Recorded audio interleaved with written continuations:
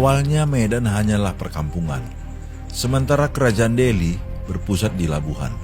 Namun setelah Belanda mendapat izin pemakaian lahan atau konsesi dari Sultan Delhi untuk penanaman tembakau, perkembangan perkebunan tidak lagi di sekitar Labuhan. Setelah lama menetap di Labuhan, pada tahun 1869, Jacob Nenhuis, pendiri Delhi Maskapai, pindah ke Medan yang kala itu masih bernama Kampung Medan Putri. Dia mendirikan rumahnya dan kantor perkebunan tembakau Delhi di antara pertemuan Sungai Babura dan Sungai Delhi.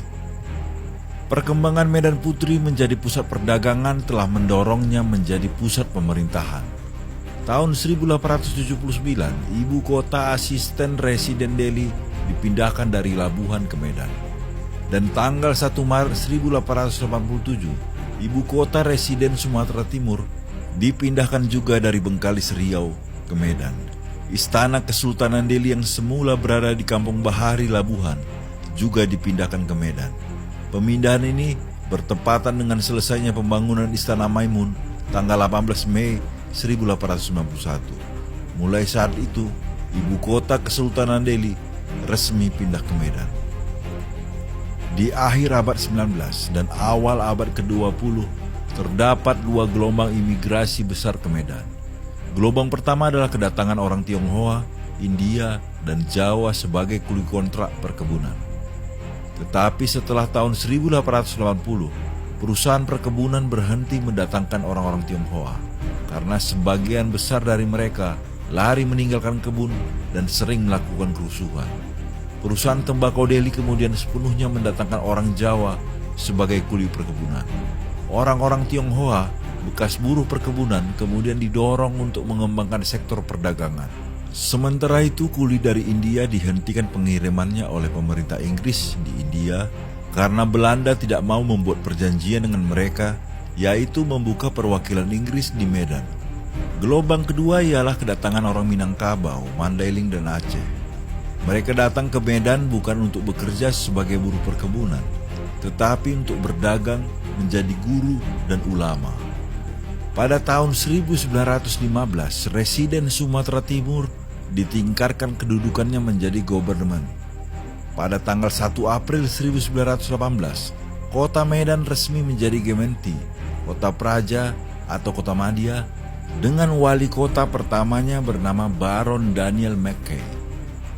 Berdasarkan Akte Van Schenking, Akte Hibah nomor 97, Notaris J.M. de Haan Jr., tanggal 30 November 1918, Sultan Delhi menyerahkan tanah kota Medan kepada Gemeente Medan, sehingga resmi menjadi wilayah di bawah kekuasaan langsung Hindia Belanda. Pemilihan anggota Dewan Kota Medan ditetapkan berdasarkan golongan, yaitu 10 orang Eropa, 5 orang pribumi, dan 2 orang Timur Asing. Saat itu kota Medan baru terdiri dari 4 kampung, yaitu Kampung Kesawan, Kampung Sungai Rengas, Kampung Petisah Hulu, dan Kampung Petisah Hilir. Beberapa waktu kemudian didirikanlah kampung yang baru seperti Kampung Aur, Kampung Keling, dan lain-lain. Kampung-kampung yang disebutkan di awal banyak didiami oleh orang-orang Melayu. Namun ada juga pemukiman orang-orang Eropa yang cenderung tinggal berkelompok dan menyendiri. Di sisi lain, orang-orang Tionghoa membuat pemukiman untuk mereka berdagang. Semua tinggal masing-masing dengan komunitasnya. Di kalangan pribumi, ada juga kampung yang tinggal hanya dalam satu komunitas saja, yaitu Kampung Mandailing. Pada tahun 1918, penduduk Medan tercatat sebanyak 43.826 jiwa yang terdiri dari Eropa 409 orang, pribumi 35.009 orang, Tionghoa 8.269 orang, dan Timur Asing lainnya 139 orang.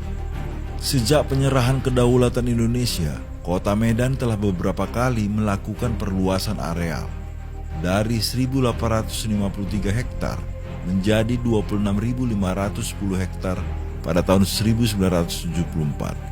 Dengan demikian, dalam tempo 25 tahun setelah penyerahan kedaulatan, kota Medan telah bertambah luas hampir 18 kali lipat dari zaman Belanda.